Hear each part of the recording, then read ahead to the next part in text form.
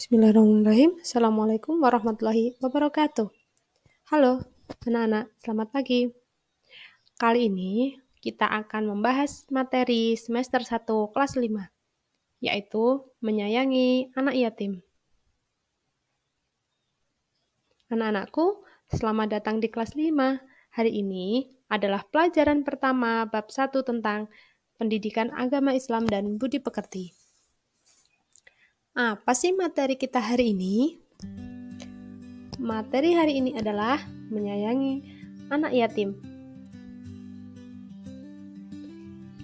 Tujuan dari pembelajaran materi ini yaitu yang pertama melafalkan surat Al-Ma'un, yang kedua mengartikan dan menghafal surat Al-Ma'un, yang ketiga menjelaskan makna isi pokok surat Al-Ma'un.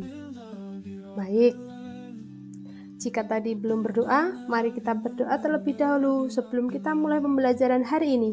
Bismillahirrahmanirrahim. Rabbi zidni ilma warzuqni fahma waj'alni min ibadihas sholihin. Selanjutnya, kita akan mulai membaca surat Al-Ma'un bersama-sama. Anak-anak di rumah bisa menirukan surat Al-Ma'un ini bersama-sama, kemudian mengulanginya lagi agar anak-anak bisa menghafal surat Al-Ma'un. Sebelum kita membaca, mari kita membaca ta'awudz dan basmalah terlebih dahulu. A'udzu billahi minasyaitonir rajim. Bismillahirrahmanirrahim. Ayat 1. Ra'aital ladzi yukadzibu biddin. Kemudian ayat 2. Fadzalikal ladzi yad'ul yatim. Ayat 3. Wala yahuddu ala ta'amil miskin. Kemudian dilanjutkan ayat keempat. Fawailul lil musallin. Yang ayat kelima. Alladzina hum an sholatihim sahun. Kemudian ayat keenam. Alladzina hum yura'un.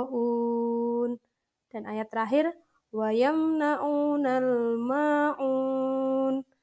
Anak-anakku, agar kalian bisa menghafal surat Al-Ma'un ini, anak-anak harus mengulangi membaca surat Al-Ma'un ini berkali-kali. Jika hanya satu kali membacanya, maka anak-anak tidak akan hafal. Kemudian, dari surat Al-Ma'un ini apa sih artinya? Nah, Al-Ma'un sendiri berasal dari kata Al-Ma'un, yaitu barang-barang yang berguna. Kemudian arti dari surat Al-Ma'un ini dari ayat 1 sampai ayat 7 itu sudah dijelaskan dalam materi ini. Yang pertama, tahukah kamu siapa orang yang mendustakan agama? Kemudian yang kedua, itulah orang-orang yang menghadi anak yatim. Yang ketiga, yang tidak mengajak memberi makan orang miskin. Yang keempat, maka celakalah bagi orang-orang yang sholat. Yang kelima dijelaskan, siapa yang celaka? Yaitu orang-orang yang lalai dalam sholatnya. Dan yang keenam, orang yang berbuat riya. Dan yang ketujuh, dan enggan menolong dengan barang-barang yang berguna. Kemudian, kandungan dari surat Al-Ma'un ini adalah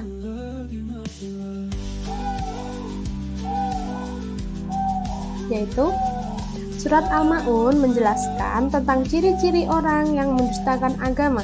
Di antaranya, 1. Orang yang menghardi anak yatim. Siapa sih anak yatim? Anak yatim adalah anak yang ayahnya telah meninggal, atau anak yang tinggal dengan ibunya saja karena ayahnya sudah meninggal. Kemudian, siapa lagi orang yang mendustakan agama? Orang yang enggan memberikan bantuan kepada orang lain, termasuk orang miskin. Kemudian Al-Ma'un juga menjelaskan ancaman terhadap orang-orang yang salat tetapi akan celaka. Kenapa? Karena 1. Orang yang lalai dalam melaksanakan sholat, yaitu di sini berarti sholatnya tidak tepat waktu, suka mengulur-ngulur, terus sudah tahu waktunya sholat tidak sholat, gitu ya. Terus kemudian yang kedua, orang yang ria ketika sholat.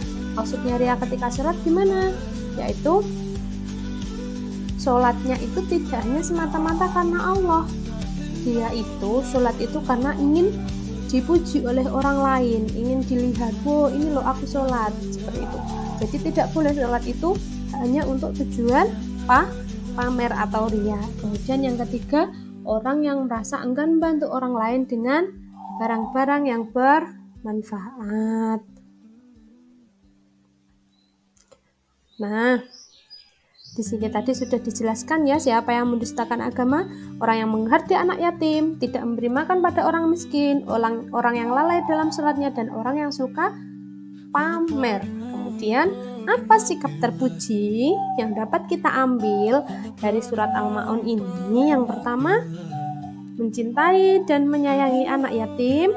Yang kedua, mengasihi dan memberi makan orang miskin. Yang ketiga, melaksanakan sholat tepat waktu karena merupakan keutamaan. Dan yang keempat, menghindari perbuatan riya. Nah, kenapa sih kita harus mencintai anak yatim? Rasulullah sendiri bersabda bahwasannya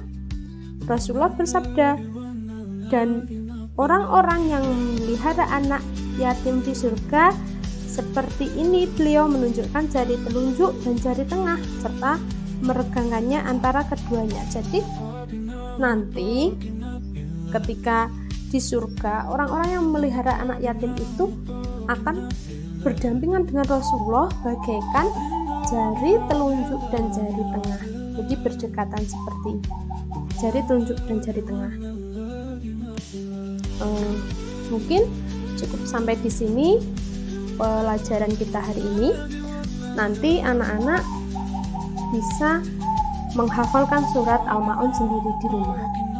Kemudian untuk tugas hari ini yaitu anak-anak yang pertama menuliskan surat Al-Ma'un di buku tulis masing-masing.